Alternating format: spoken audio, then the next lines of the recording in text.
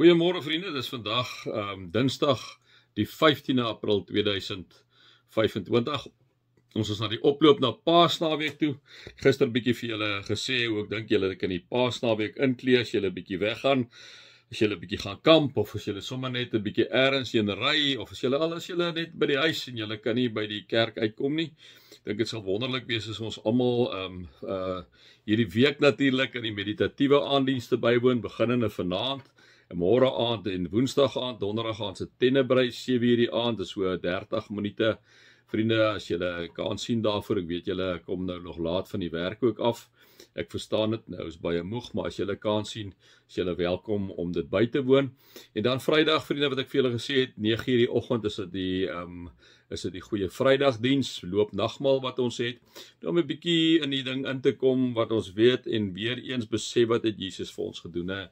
Daar gebeur iets, vriende, in daardie gebou wat ek en jy nie vir mekaar kan sê nie. Ek moet vir julle sê, ek beleef maar net dat die Here op sy eie tyd en op sy eie manier werk. Dit gaan nie oor ons stofmannetjies en stofvrouwtjies nie, maar daar gebeur iets, vriende.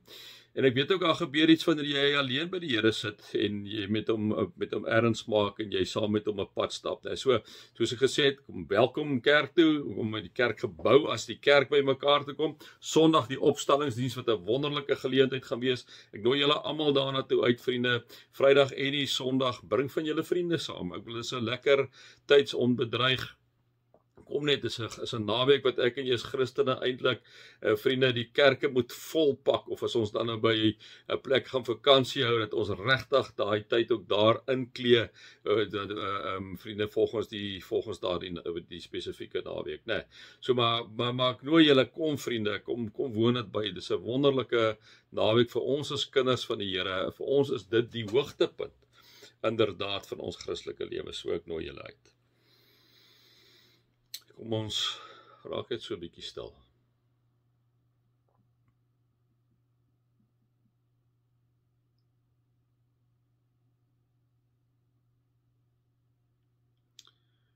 O Heilige Gees, baie dankie vir die groot voorreg wat ons het, dat U binne in ons lewe. O Heilige Gees, dat U die heeltyd die lig op Christus laat val, die gekruisigde, opgestane Here Jesus Christus, ons verlosser en saligmaker. Dankie o Heilige Gees, dat U met ons gees die heeltyd in gesprek is, die heeltyd vir ons verduidelik en laat besef dat Jesus het ons oneindig lief.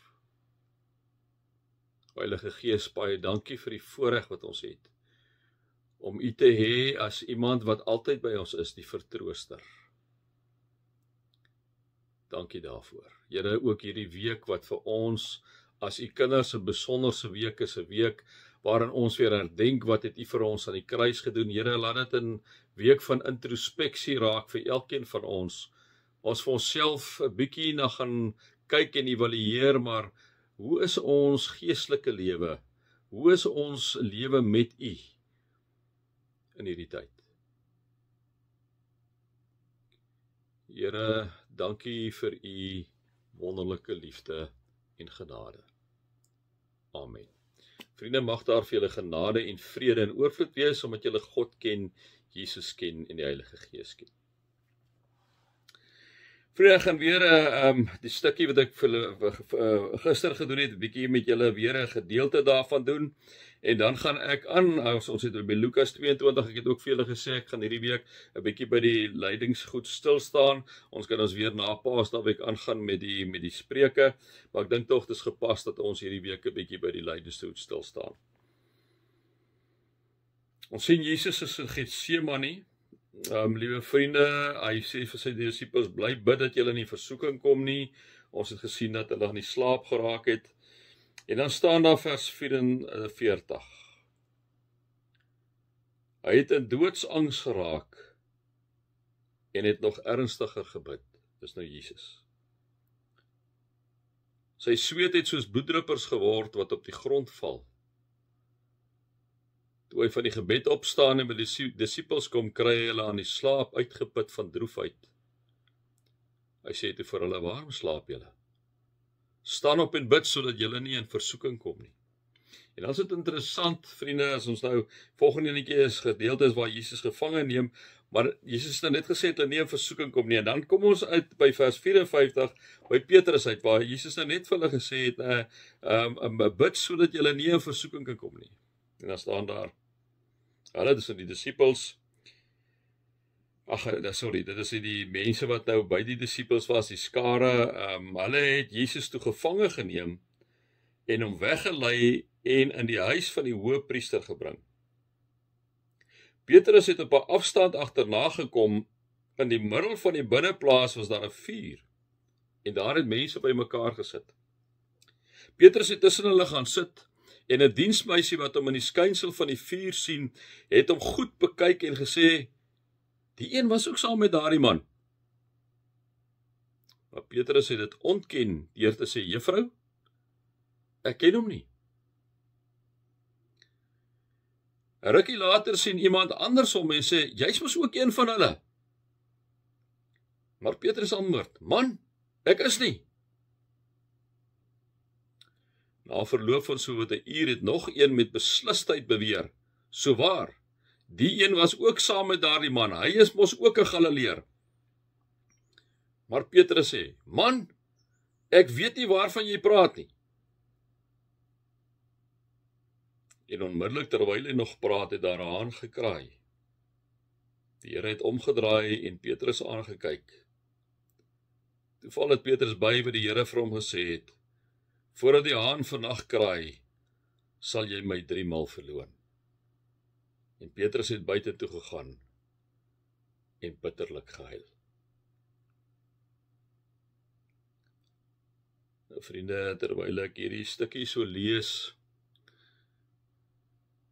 het ek maar vir myself as Rian die vraag afgevra, Rian, hoeveel keer het jy nie al vir Jesus verloon nie?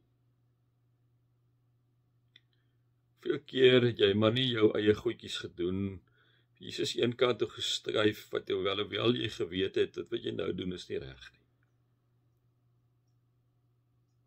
Vriende, dis 'n tyd hierdie van ondersoek instel ook na ons lewe, en te sê, Here, miskien is daar 'n hele paar tye in my lewe wat ek al verloon het. Here, ek wil vir die diep en nederig om verskoning kom vra. Die haan het miskien al vele kere gekraai by my. Vriende, doen 'n bietjie selfondersoek. Waar is die tye waar jy Jesus verloon het? Dit het vir Petrus so diep gevat en geraak, dat toe hy agterkom wat hy gedoen het, het hy buite toe gegaan en bitterlik gehuil. Vriende, wanneer ek en jy regtig 'n pad met die Here stap en in 'n lewende verhouding met die Vader, Jesus en die Heilige Gees is wanneer ek en jy Jesus verloon, en ons doen ongelukkig by vele geleenthede, behoort dit ons diep te raak. Behoort dit ons so diep te raak, soos dit vir Petrus geraak het. Hy kon nie blasé daaroor wees nie. Hy het buite toe gegaan en bitterlik gehuil. Ek het die afgelope tyd maar net in my eie lewe weer besef, vriende, hoe maklik ek van die Here af wegdwaal en hoe maklik ek die Here verloor.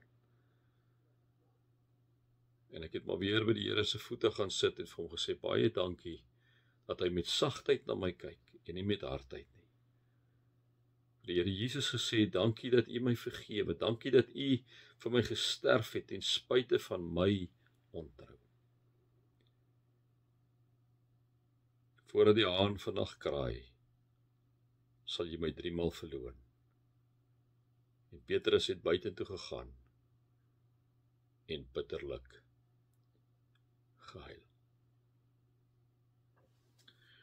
Vriende, mag daar vir julle genade en vrede en oorvloed wees, juis omdat julle hierdie God ken en hierdie genade en vrede daar sal wees in hierdie lydenstyd, omdat julle weet dat Jesus in julle plek gesterf het. Amen.